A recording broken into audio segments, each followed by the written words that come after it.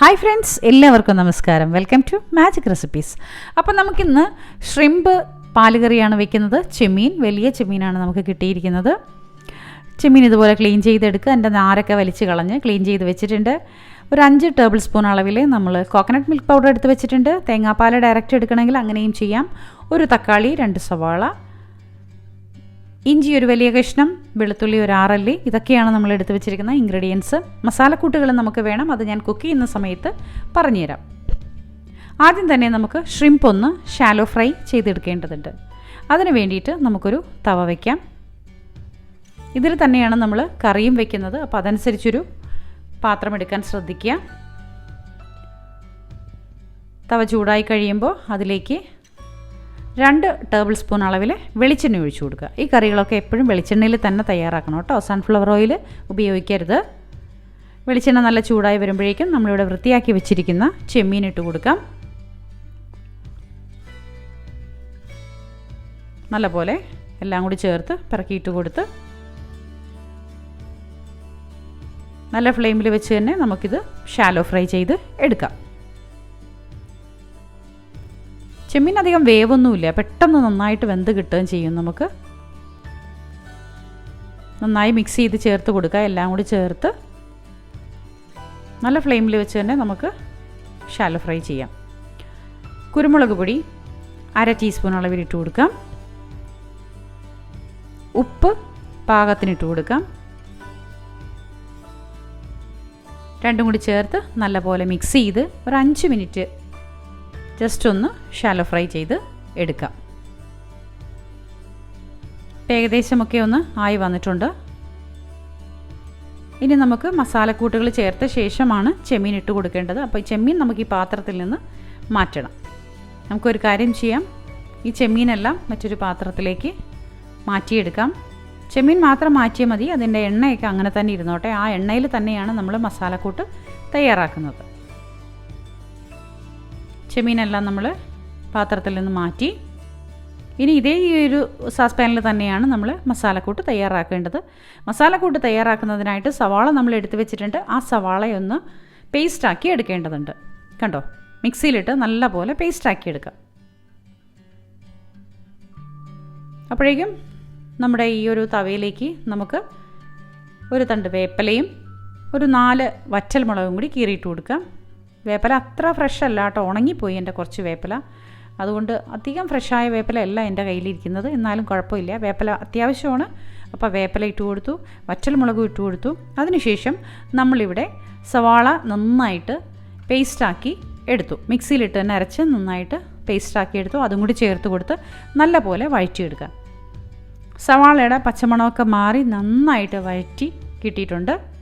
അതിലേക്ക് നമുക്ക് ഇഞ്ചി വെളുത്തുള്ളി പേസ്റ്റ് 3 ടീസ്പൂൺ അളവിൽ ഇട്ട് കൊടുക്കാം. അതും ചേർത്ത് നന്നായിട്ട് വഴറ്റിയെടുക്കാം. പച്ചമണമൊക്കെ മാറുന്നത് വരെ നല്ലപോലെ വഴറ്റുക. കരിഞ്ഞ് സൈഡിൽ പിടിക്കാതെ നോക്കുക. അതിനുശേഷം നമ്മൾ എടുത്ത് വെച്ചിരിക്കുന്ന തക്കാളി ഇതുപോലെ ചെറിയ കഷ്ണങ്ങളാക്കി മുറിച്ച് ഇട്ട് കൊടുക്കാം. പെട്ടെന്ന് തന്നെ നന്നായിട്ട് വാടി പേസ്റ്റ് പോലെ കിട്ടാൻ വേണ്ടിയിട്ടാണ് തക്കാളി നമ്മൾ ഇതേപോലെ ചെറിയ കഷ്ണങ്ങളാക്കി മുറിക്കുന്നത്. നല്ലപോലെ പേസ്റ്റായിട്ട് കിട്ടണം, നന്നായി വഴറ്റി കിട്ടണം. തക്കാളിയൊക്കെ ഏകദേശം നന്നായി വഴങ്ങി കിട്ടിയിട്ടുണ്ട്. ഇനി ഇതിലേക്ക് നമുക്ക് മസാല ചേർത്ത് കൊടുക്കാം. മഞ്ഞൾപ്പൊടി 1/2 ടീസ്പൂൺ, മുളക് പൊടി 1/2 ടീസ്പൂൺ, കശ്മീരി മുളക് പൊടിയാണ് എടുത്തിരിക്കുന്നത്. മല്ലിപ്പൊടി 3/4 ടീസ്പൂൺ, കുരുമുളക് പൊടി 1/2 ടീസ്പൂൺ, ജീരകപ്പൊടി 1/4 ടീസ്പൂൺ. ഇത്രയാണ് നമ്മൾക്ക് വേണ്ടുന്ന മസാലക്കൂട്ടുകൾ. ഇതെല്ലാം കൂടി ചേർത്ത് നന്നായിട്ട് മിക്സ് ചെയ്യുക. ഫ്ലെയിം കുറച്ച് വയ്ക്കുക. മസാലപ്പൊടികൾ ചേർക്കുമ്പോൾ നല്ല പോലെ മിക്സ് ചെയ്ത് അതിൻ്റെ മസാലക്കുത്തുകളൊക്കെ മാറുന്നത് വരെ നന്നായിട്ട് നമുക്ക് വഴറ്റാം. ഏകദേശമൊക്കെ മസാലക്കുത്ത് മാറി കിട്ടിയിട്ടുണ്ട്. ഇനി നമുക്ക് നമ്മൾ ഷാലോ ഫ്രൈ ചെയ്തെടുത്ത് വെച്ചിരിക്കുന്ന ചെമ്മീൻ ഇതിലേക്ക് ചേർത്ത് കൊടുക്കാം. ഈ മസാലക്കുത്തിലേക്ക് ഒക്കെ എല്ലാത്തിൻ്റെ മസാലക്കുത്തൊക്കെ മാറിയ ശേഷം മാത്രമാണ് നമ്മൾ ചെമ്മീൻ ചേർത്ത് കൊടുക്കാൻ പാടുള്ളൂ. അതിനുശേഷം നന്നായിട്ട് ഈ മസാലയെല്ലാം ചെമ്മീനിൽ പൊതിഞ്ഞ് വെച്ച് ഒരു 2-3 മിനിറ്റ് അതൊന്ന് അവിടെ ഇരുന്ന് ചെറിയ തീയിൽ വെന്ത് വരട്ടെ. അപ്പോഴേക്കും നമുക്കൊരു കാര്യം ചെയ്യാം. നമ്മളിവിടെ എടുത്ത് വെച്ചിരിക്കുന്ന കോക്കനട്ട് മിൽക്ക് പൗഡർ തേങ്ങാപ്പാലാക്കണം. അതിലേക്ക് ഒരു കപ്പ് അളവിൽ നമ്മൾ ചെറു ചൂടുള്ള വെള്ളം എടുത്തിട്ട് ഈ കോക്കനട്ട് മിൽക്ക് പൗഡർ ചേർത്ത് കൊടുക്കുക. നല്ലപോലെ ബീറ്റ് ചെയ്തെടുക്കുക. തേങ്ങാപ്പാലാക്കിയ ശേഷം ഇതിലേക്ക് ഒഴിച്ചു കൊടുക്കുക. ഇപ്പോൾ നമ്മുടെ ചെമ്മീനൊക്കെ ആ മസാലയിലിരുന്ന് അത്യാവശ്യം നല്ല പോലെ വെന്ത് കിട്ടിയിട്ടുണ്ട്. നേരത്തെ നമ്മൾ ഷാലോ ഫ്രൈ ചെയ്തെടുക്കുമ്പോൾ ഒരു 20% വേവ് ബാക്കി നിർത്തിയാണ് നമ്മൾ ഷാലോ ഫ്രൈ ചെയ്തെടുത്തത്. ബാക്കിയുള്ള വേവ് ഇതിൽ ഈ മസാലയോട് ചേർന്നാണ് ചെമ്മീൻ വെന്ത് കിട്ടേണ്ടത്. എല്ലാം കൂടി ചേർത്ത് നല്ല പോലെ മിക്സ് ചെയ്തെടുക്കുക. തേങ്ങാപ്പാൽ ചേർത്ത് കഴിഞ്ഞാൽ വലിയ രീതിയിൽ തിളച്ച് തൂവി പോവാനായിട്ട് വിട്ട് കൊടുക്കരുത്. അങ്ങനെ നുര വരുമ്പോഴേക്കും നമ്മളതിലേക്ക് അടുപ്പ് ഓഫ് ചെയ്തിട്ട് വെച്ചേക്കണം.